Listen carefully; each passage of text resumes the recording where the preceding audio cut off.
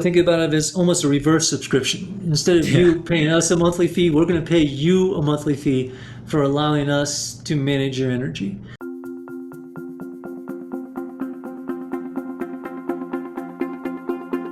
Hey everyone, welcome back to Out of Spec Guide. I'm Max, and I'm joined today by Shawn McLaughlin of Emporia Energy. Hello. Hey, Max, how are you? Thanks so much for having me on Out of Spec. Doing well, Shawn. Thanks so much for coming on. So you're the CEO of Emporia, and for those who don't know, Emporia makes pretty well-regarded EV chargers. You're not sponsors of us or anything, but I figured you're a local Colorado company, which is pretty cool, since we are also in Colorado. But also, you approach home energy and charging is more than just an appliance, because for electric cars, you have to think these are big batteries, and you guys are doing all kinds of things both with your own home storage solutions, helping people who are getting solar and an electric car, and then, as I understand it, bi-directional charging in the future, which we can talk about. So there's all these kinds of interesting things about how you fit an electric car into your home that I feel like no one talks about. And so hopefully, Shawn, you and I can unpack a little bit of that today for folks. Absolutely, Max. Here in Emporia, we do have one of the top selling electric vehicle chargers on the market, residential level 2 AC charger. But our mission is actually to revolutionize home energy. And that electric vehicle is going to be one of the largest energy users in the home. But it can also play a role in managing your home energy when you think about bi-directional EV charging. And so, yeah, we're super excited about new technology and the future of electric vehicles and how they can be used to leverage managing home energy to drive efficiency and savings. Yeah, absolutely. So the first question I have for you is, a lot of people look at home charging. I'm getting an EVSC for my home. Technically, that's the right term to use. But, something you plug into your car and it's going to charge it over AC. They look at it as a commodity, as an appliance. There's lots of these things out there. And you guys, I will say, make one of the more affordable, like good ones for sure. But why would someone want, like, you offer a software platform, an app, they're smart connected, like there's a lot of things going on with just your basic EV charger even. Why would someone want that as opposed to, like, let's say a more simple charger they just plug into the wall, plugs into their car, and no more than that? Yeah, absolutely, Max. I think you're hitting on one thing there, that the hardware itself, we believe, is a commodity and it is Hmm. being commoditized, if you will. It's in essence a level 2 AC charger is almost like a big smart plug, right? Where it's Yeah. a relay switch where we're turning on and off power to the car. There is some communication between the charger and the car, so not quite a smart plug, but in a lot of ways it is. And so when you start producing these things in mass, they'll be driven to what we call a commoditized price. And that's one of the reasons why we price our product at $399, which is today a more aggressive price point, but we think in the near future that you're going to see a lot of price pressure that's going to hit that. How we differentiate ourselves then from the competition becomes user experience and really software features that we can provide. The other thing that we're doing, again, focusing on revolutionizing the entirety of home energy, is we have then a suite of products that work Hmm. together in one simple user interface or mobile or web app that can control your home energy usage and your EV charging around what else is going on in your home. And so a simple dumb charger isn't going to know when your air conditioner cycles on or your oven cycles on. It's not going to know if you have on-site generation and if you're producing more energy than you're using. With our suite of products, we can detect what else is going on in the home and we can change when and how you charge your EV around those other appliances or around any sort of on-site generation you have. So, for example, we have solar charging. We can see when you're producing more energy than you're using, and we can turn your EV charger on. A dumb charger is not going to be able to do that. We have peak demand management. So your air conditioner kicks on, we can pause your EV charger, and then when those appliances cycle back off, we can turn your EV charger back on, limiting the max energy usage at any given time within your home or building. And a lot of utilities will start charging around that max usage, not just how much energy you're consuming. And so we can add additional features and intelligence through the ecosystem of products that you are not going to get from a dumb charger. Yeah, so that's a great point. Is it's not just the charger. You guys actually make smart outlets, but also you make whole home energy monitoring with your View kind of product line.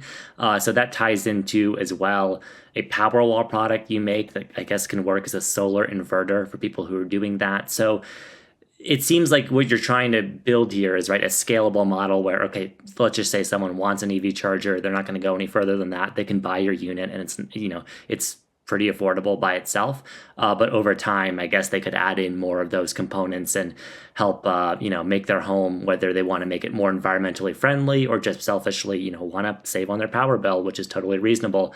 They can do that over time.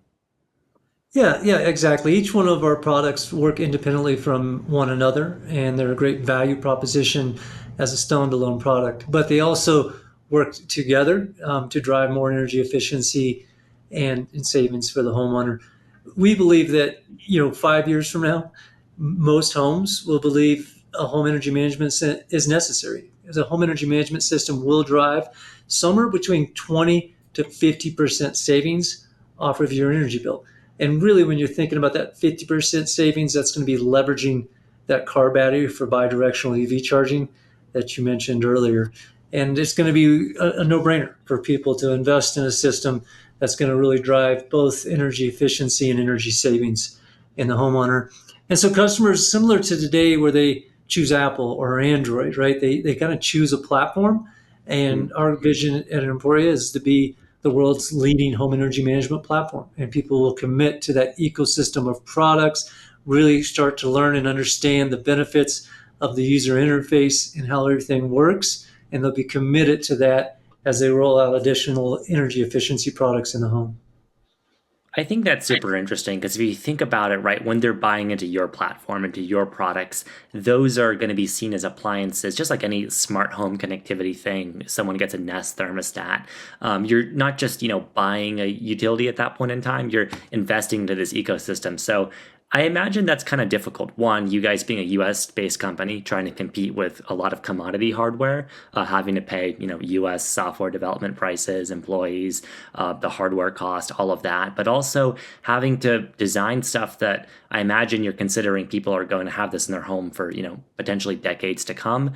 Maybe several EVs will go through their home in the period that they have a, Emporia ecosystem in their house. I mean, that's difficult, I bet, right, to do?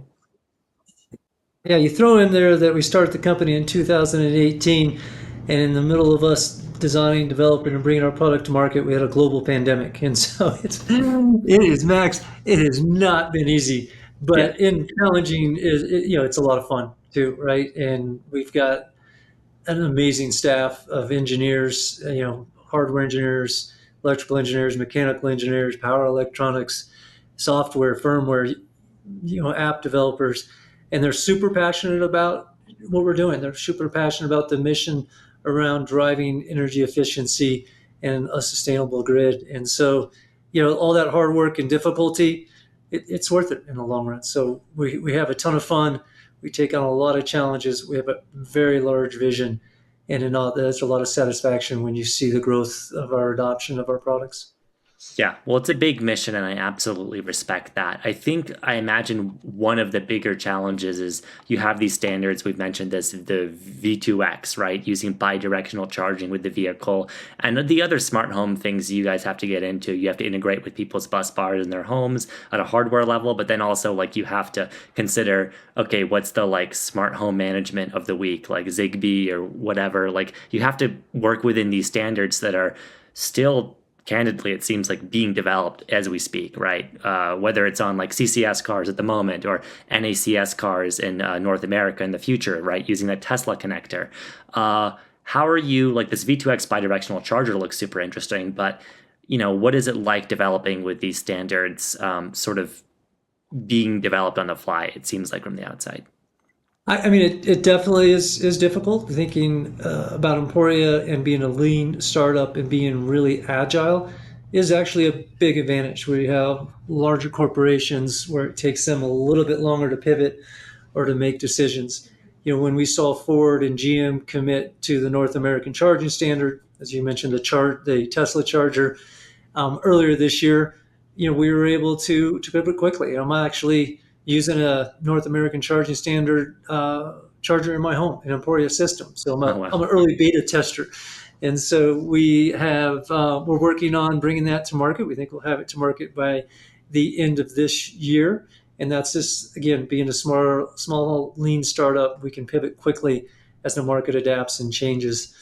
But you mentioned the bi-directional charger, and there are still a lot of standards and policies and communication protocols being developed and tested. And so our engineers sit on a lot of those committees that are actually designing and developing and writing the standards around bi-directional AV charging, whether it be the charging cable, the communications, the grid connectivity. There are a half dozen different standards committees that our engineers are actively participating in to set and write these standards. So being involved, not just kind of a passive bystander, but being involved and having a say at the table and really helping to think through, what is the best user experience, what is the best thing for the sustainable grid of the future long term, and trying to develop on that kind of cutting edge of technology and policy. Absolutely. Just to unpack here, V2X is a loaded term that everyone's using now. And to break it down for people, I understand there's vehicle to load, which that's a vehicle thing. A lot of cars already do, where they can power appliances with an adapter or just a built-in household outlet in the car, and a pretty basic, inverter there. But then you have vehicle to home, which is charging, I guess, some kind of battery or potentially taking the place of a generator. You're seeing Ford do this like in a proprietary way already with the F-150 Lightning. And I understand this is being standardized through ISO 15118, nerdy stuff we don't have to get into today. But there's that. And then vehicle to grid, which to me seems like the most complex, where you're going to take the large battery of an electric car and potentially use that as excess energy storage for the grid. So the thing that, I think people understand, okay, my car can fill in as a generator, it can power appliances for my home. That could be super intriguing and useful.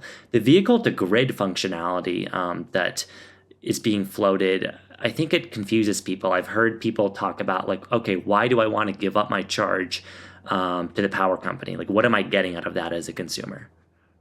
Right. Yeah, absolutely. So, yeah, mentioned kind of three different vehicle twos, right? Vehicle to load, and that's simply where your car is going to power a third-party appliance. Like you said, a lot of cars today will have a small inverter to take that DC stored power and convert it to AC so you can drive or supply that appliance. The second one is vehicle to home, and that idea is really what Ford and the Ford Lightning is doing today. Is think about it as grid resiliency or a generator, a backup, right? When the grid goes down, you can access your vehicle's battery to run your home. And a lot of that's around maybe a critical load panel, or it's only running the critical load within your home instead of that entire home. And then the third piece is vehicle to grid. And again, we don't see this active as much today. Ford is not offering it. I think that they will in the future. But the whole idea of vehicle to grid is going to be where you can tap into your car battery even when your home is still operating and running off of the grid. And the big benefits are going to be running or driving energy efficiency and energy savings. So, for an example, if you think about today, you have a lot of utilities that are transitioning consumers to what they call time of use pricing, where energy is going to cost 3 to 4 times or even more during peak energy hours, usage hours, the evening, 4 or 5 in the afternoon to 8 or 9 in the night, versus off-peak hours. And so if you can shift your energy supply away from peak or energy demand away from peak to off-peak during those peak hours, you can lower your cost by 75, 80%. And so think about, you come home from work, you plug in your car, you're not going to need it till the next morning. We can run your home off of the car battery during those expensive peak hours. You go to bed and we charge your car during those off peak hours, and you wake up in the morning and your car is full. And we've now reduced those peak hour costs of running your home by 75 to 80%, right? And overall, that's going to lower your utility bill by 40 to 50%. And also keep in mind, carbon output is really correlated to those time of use pricing. The reason why it's more expensive during those peak hours is because the sun is either down or low in the sky, so there's not a lot of renewable on the grid, and demand is really high, so they're having to fire really inefficient hydrocarbon power plants. And so not only are you reducing your energy bills by 30, 40, 50%, but you're also reducing the carbon impact that your home is having on your community or the atmosphere. So there's a lot of benefits around managing your energy consumption when you're going to be pulling from that car battery versus when you're going to pull it from the grid to drive energy efficiency and savings. And then on top of that, you're only going to use, like for example, our bi-directional charger is an 11.5 kilowatt system. Your home during those peak hours is going to use on average maybe 3 to 4 kilowatts. So you still have excess capacity in your car battery and our charger that you could sell into the grid so that you can help manage the entire peak hours. And the grid will pay you for using that excess capacity. And there's been a lot of pilot programs run. There's a virtual power plant program happening this summer in ERCOT, and there's been one for the last 2 summers in California.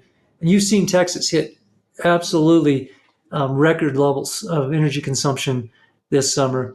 And with the virtual power plants and the batteries and then put on the grid, they've been able to manage through it without any major power outages, right? And that's the value of accessing those batteries. Well, the grid will pay you an extra, $500 to $2,000 a year on top of that savings you have on your utility bill to tap that excess battery. In essence, completely offsetting your entire energy spend if you have a bi-directional EV charging.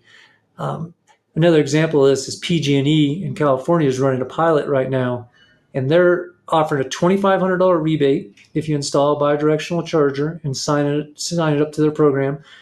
We're planning on retailing our product for $2,500, so we'll cover the cost of the product. You'll still have to pay for install, and they'll pay you another $500 to $1,500 a year in bill credits and incentives for participating in their programs. And so $2,500 rebate plus $500 and $1,500 a year from the utility. It's quite a bit of savings for the consumer.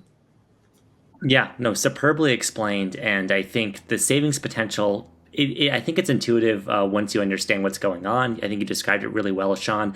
The power companies, both for their, environmental goals, but also just frankly, the stability of the grid benefit by having that store of energy. So doing that can help, I think, just basically have the consumer help the power company see that on their bill, hopefully have a net zero bill. I think in addition to combine this with a solar system at home, and people can be making money every month, in the right weather conditions with the right peak demand on their home. That's pretty intriguing.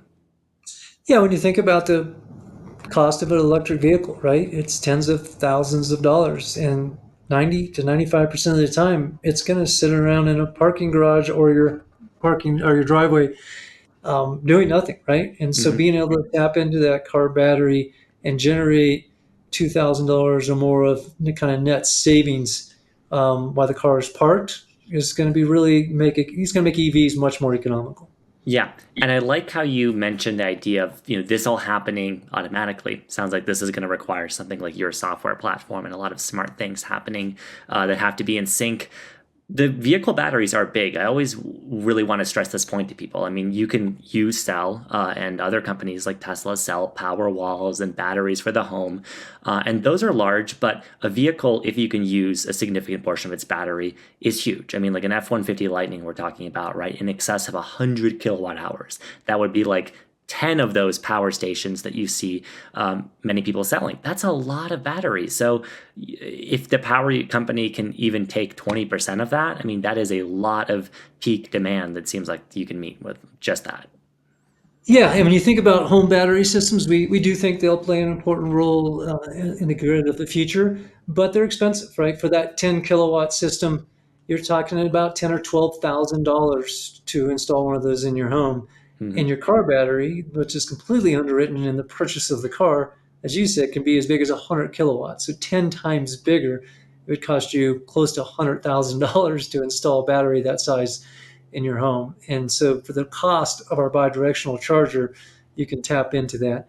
Another way to look at it is kind of cost per kilowatt hour, right? So you're over $1,000 per kilowatt hour per home battery system.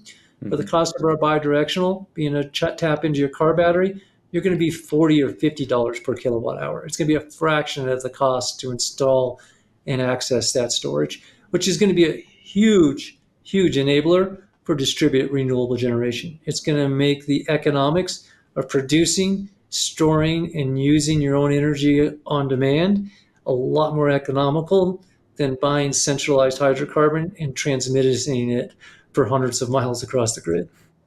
Absolutely. I mean, it's energy independence at home and also just the efficiency of doing everything you can at home. I think there's a lot of benefits there. One product question I have though is, the bi-directional charger and the existing charger you sell, I think meets a lot of demand for people in terms of, right, you said the hardwired 11.5 kilowatt charging capability. That's meeting the needs of like a Rivian R1T, my Polestar 2, like most electric cars in the market. But as we're seeing, I think the F-150 Lightning, but a lot of the upcoming GM vehicles, big battery electric trucks and SUVs, some of those are capable of like 22 kilowatt charging. Are there, I'm assuming in addition to the, NACS, the Tesla connector, you probably are, exploring higher power charging for the people with those larger vehicles? Yeah, yes, but remember, we're really focusing on revolutionizing home energy. And when you think about the home, it only has a certain amount of power available, right? And so a typical new construction will have, 200 amps available, and our charger uses 48 amps. So you need, 25% of your panel to be unutilized to be able to use our charger today without having to do an electrical service upgrade. And if you start thinking about an 80 amp or higher, well, that's going to be close to 50% of your electrical service capabilities. And a lot of homes in the US are smaller panels, right? 150 amp, even a 100 amp panel. Like imagine putting a 80 amp electrical vehicle charger in a 100 amp panel. It's going to use 80% of your panel's capabilities. One of the exciting things that we offer with our ecosystem of products is the ability to do load management, right? So a national electric code says that you can put an EV charger into a panel, and the EV charger can be oversized versus your electrical service if you have a load management system inside of your panel that can allocate power to the EV charger based on availability at any given time, right? So that with our load management system combined with our EV charger, you're going to be able to avoid really expensive installation around upgrading your electrical service. So to back up even a little further, Max, when people buy an EV, right, and they think about charging, one thing you need to understand is 80% of all charging typically takes place at the home or at the office, right? So having a level 2 charger in the home really changes the user experience. And if you're going to install a level 2 charger in your home, you need to understand what is your overall electrical service in the home and what size charger you're going to install, and do they match. And 40% of the homes in the United States, they don't. And you need to upgrade your electrical service to be able to install that level 2 charger. And that can be really expensive, thousands of dollars. And again, our load management system, the energy monitor you're just showing is the backbone of that, can prevent those expensive upgrades because we allocate power real time to the charger that's available on your panel, which meets National Electric Code. And that's another unique feature set that we can offer that a simple charger or even our competition that doesn't have a home management ecosystem cannot offer. Yeah, absolutely. And as an EV nerd myself, someone like I could in my Polestar settings lower the amperage limit of the car if I know I'm using it on less sophisticated equipment. But I don't think my aunt or grandma or average person is going to know to do that. So I think it makes a lot of sense, not just for home users, but I noticed that you guys also sell the Pro Control branded charger, which is seems to make sense for like apartments, kind of different units, because the big thing I always hear is, I don't have a garage, or I don't have a home arrangement where I can install my own private charger set up for my electric car. So it's interesting to think about apartment complexes and fleets, offices, places installing chargers because, like you said, that's another possible place where people are leaving their car parked for hours on end. So I think it's super interesting to meet people where they are there as well, and to offer some kind of solution for the people, many of whom in this country aren't living in a home with a garage.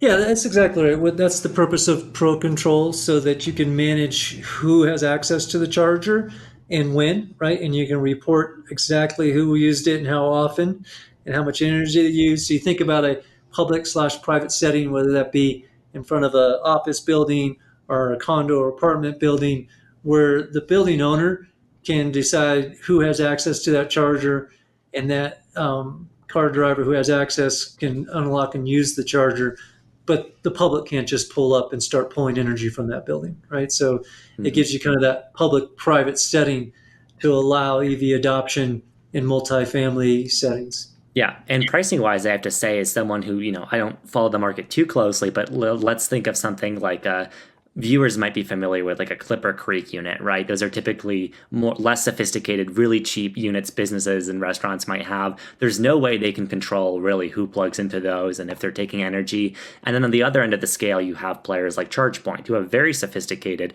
solutions with software and hardware, but I've heard this many times from many people. Their stuff's pretty expensive. So you guys at $699, I mean, this seems like a pretty affordable option for if I was a owner of a bar, an apartment complex, or someone in charge of managing that contract and that service. That seems pretty tempting.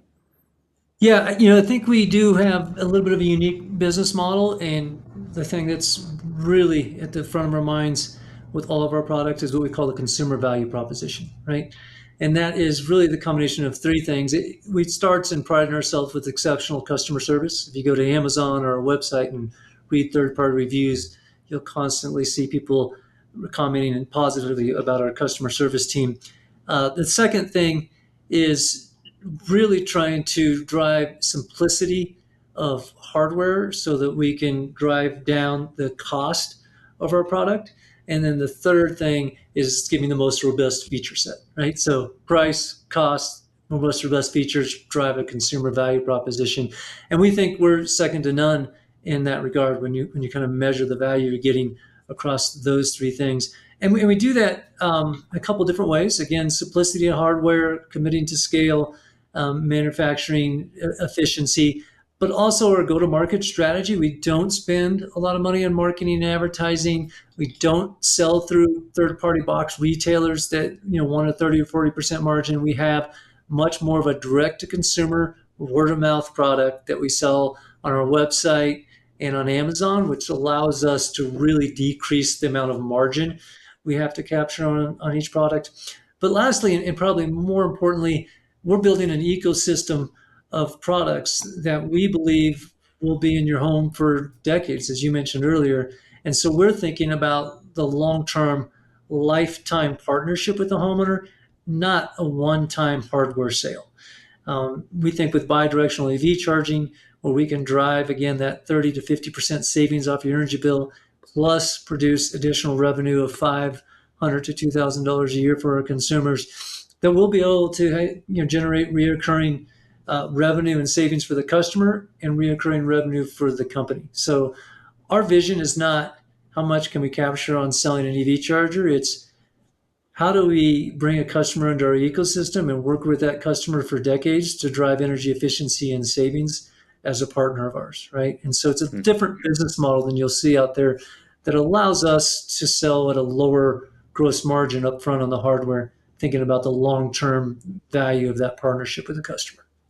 Yeah, that makes sense. A lower gross margin, and everyone complains about everything being a subscription of some sort. But I guess the beauty of home energy is that in providing people savings, even if you take a small portion of that, that's not really, people don't think of that as, oh, I'm paying X dollars a month. It's more like, okay, I'm saving this much, and in exchange for being able to use, your software and servers and everything you're hosting and providing and supporting the hardware, I guess you could, in theory, just take a small residual of that. That's exactly right. So think about it as almost a reverse subscription. Instead of Yeah. you paying us a monthly fee, we're going to pay you a monthly fee for allowing us to manage your energy. And how that works is that we will be able to monetize that excess capacity into the grid, and we will share the vast majority of that back to you as the homeowner, and we'll keep a small piece of that as the service fee. Yeah, no, it's a beautiful business model, and I think it's also advantageous right now because I always try to remind people of this. In addition to time of use billing from the utility companies, there's also lots of utility, federal, and state incentives people have to install home charging equipment and energy storage and things like this. So it's kind of, now is the opportune time to sort of be expanding into people's homes and for people to be considering this stuff because there is a lot of rebates floating out there. Yeah, there's a lot of government sponsored money and utility, state, federal sponsored money. I think as a society, we've hit that tipping point where we understand our responsibility to kind of build a long-term, sustainable, resilient grid. There's an interesting piece that I always like to quote is Ernst and Young did a survey, and in North America and Western Europe, about 300 million homes, um, they found that 76% of those homeowners today would prefer to use sustainable energy that's generated in their local communities, right? 76% of those people. The problem is, where do you get started? Right? It's really great when you buy an electric vehicle and you're like, man, I just electrified my mobility. How do I electrify my home? Do I call a solar installation company? Do I call my utility who wants to adjust my thermostat on the hottest day of the year? Do I start buying smart home devices? And before you know it, I have a half dozen apps trying to manage my energy independently. And that's really the beauty of the Emporia ecosystem, right? We consider it an open ecosystem. So where I consider maybe Tesla or Apple a closed system, I consider Android more open, right? You can buy our platform, our user experience. We can control third-party thermostats. We control third-party even EV chargers. You don't have to have our EV charger. And third-party appliances like Bosch and Siemens. We're connecting to GE. So it's all one holistic ecosystem that can control your home. And today you can even purchase solar panels from us in select markets. And we're going to be expanding that out across North America. So kind of a holistic approach, one-stop partner that can help you completely electrify and manage your home energy for the long term is our vision. Yeah, that's really intriguing, and I think where you went with offering solar, that's kind of where I want to touch off and finish here. Is you have the power station backup, and we've discussed right. These aren't cheap solutions, and the V2X solutions seem promising. What is the advantage of one of these power stations for someone, whether or not they have solar? What's the benefit of them having energy storage like this in their home? Yeah, I mean, it's going to give you resiliency throughout the day and evening. The bi-directional charger, of course, your car needs to be in your garage and it needs to be plugged in, right? And so with the stationary battery system, it would give you a smaller amount of capacity that would be available for the home to tap into 24/7. So the car is not there. When you think about home battery systems, they have about a 17% attachment rate to solar installs in North America today. So about 17% of people who are installing solar will add a home battery system. That number continues to increase as some of the net metering policies change across the country. The reason why it's attached to solar is because it becomes a lot less expensive. You can take it from that $1,000 a kilowatt closer to that $500 a kilowatt when you install it along with the solar, because you can use the solar inverter to run the battery. So you don't have to buy a separate inverter. You can use the same electricians and the same permitting process to install the battery when you're doing the solar, right? And so it decreases it, it becomes an attachment to your solar. Those same economics will apply to bidirectional charging, right? When you have your bidirectional charger installed, it has an AC to DC inverter in it. You'll be able to use to run stationary storage. You'll have your electrician out there installing the bidirectional for a small marginal cost could add a stationary battery. So we think stationary batteries will play an important role. It'll be maybe a tenth of the size of your car battery. It'll be a smaller marginal cost to install along with your bidirectional, just to give you that safety and security that you'll have critical load backup even when your car is not in the garage. So someone theoretically could, yeah, do the bidirectional, do this power battery backup solution and the solar, all at the same time, and they're benefiting from a somewhat more integrated install, or I guess fewer redundancies there. Yeah, you're going to save on hardware, you're going to save on install cost, and you're going to get a lot of efficiencies out of all those products working seamlessly together to make the most efficient decisions for the home. And of course, that's all automated, and our software takes care of that today. We have over 150,000 customers on our energy management platform today. And we've been in the market for 5 years. And so we've spent a lot of time working with those. We like to consider them 150,000 early adopters. Most of them are probably retired electrical engineers, but they give us great feedback, right, on Yeah. what they want our product to do and what they want that user experience. And so our hardware, our EV charger, our home battery system, our bi-directional will just drop right into that energy management platform, that user experience, and work seamlessly with your home. Yeah.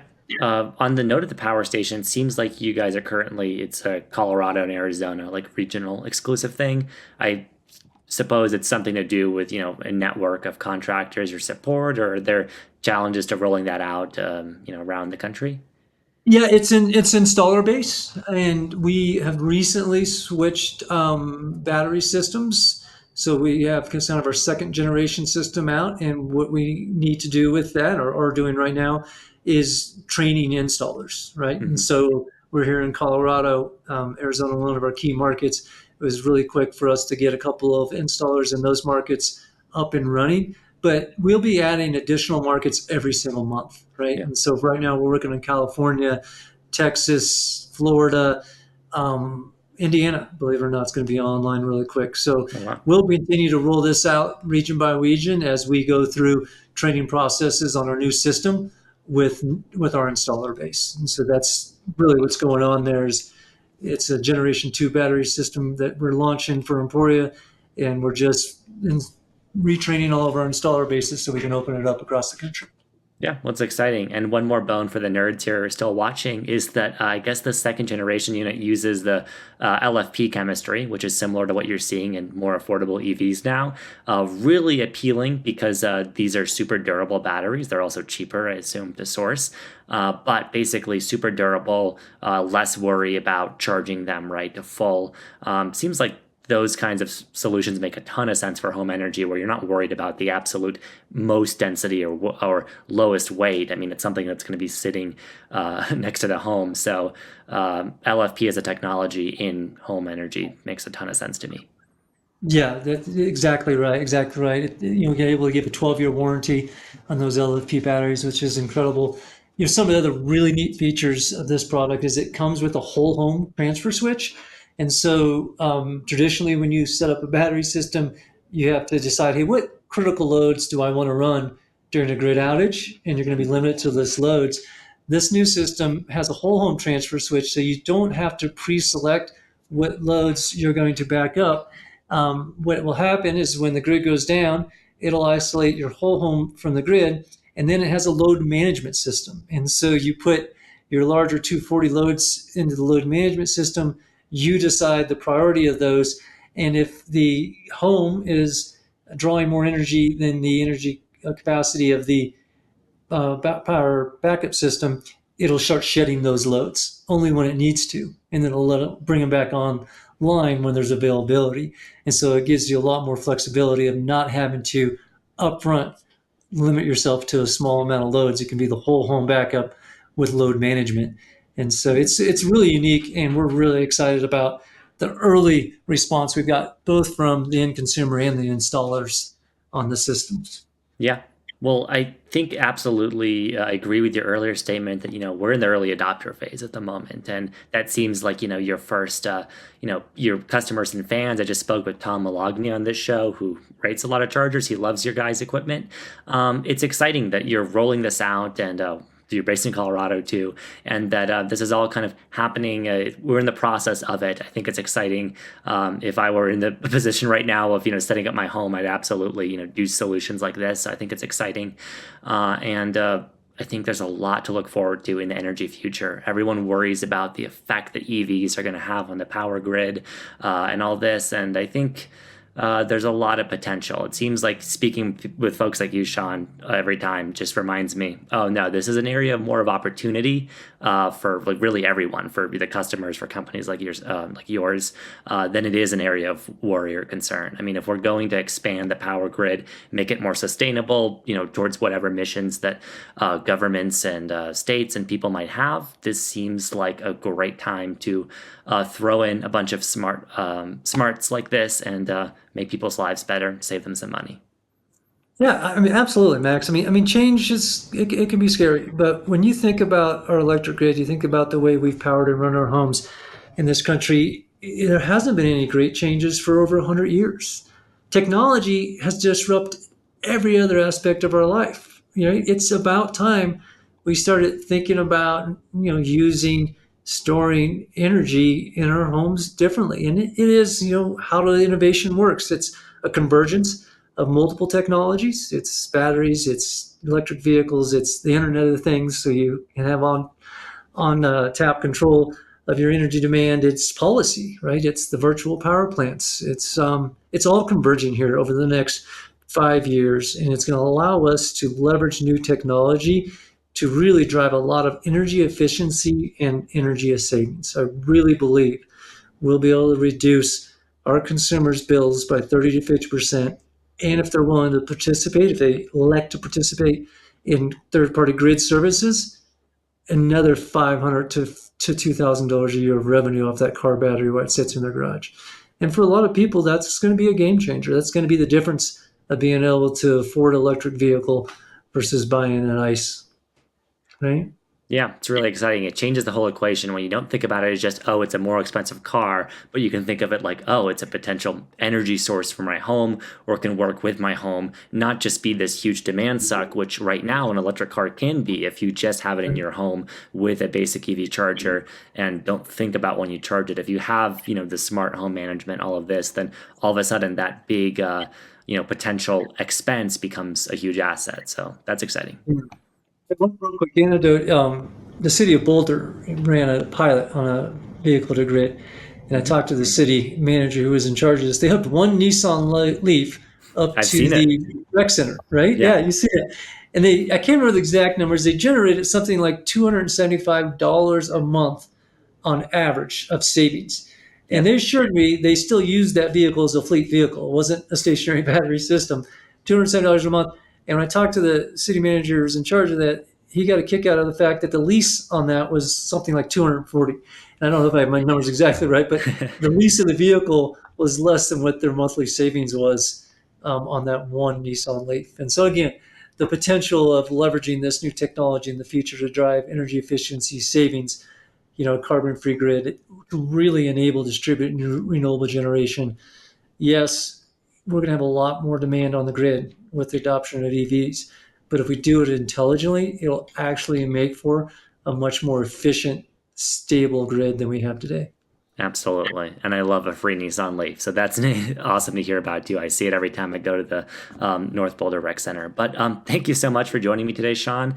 And yeah, Emporia will link, your site and website. You make great products. But I think this has been a super interesting conversation. Thank you to everyone who stuck around for the whole thing. And I'm sure there'll be more to come on the topic of vehicle to grid and home charging, because this is an area that I think you can't ignore. It's not just like, okay, buy one thing, forget about it. Like, no, this is an ecosystem, and yours is really appealing. So thanks for teaching us about it, Shawn.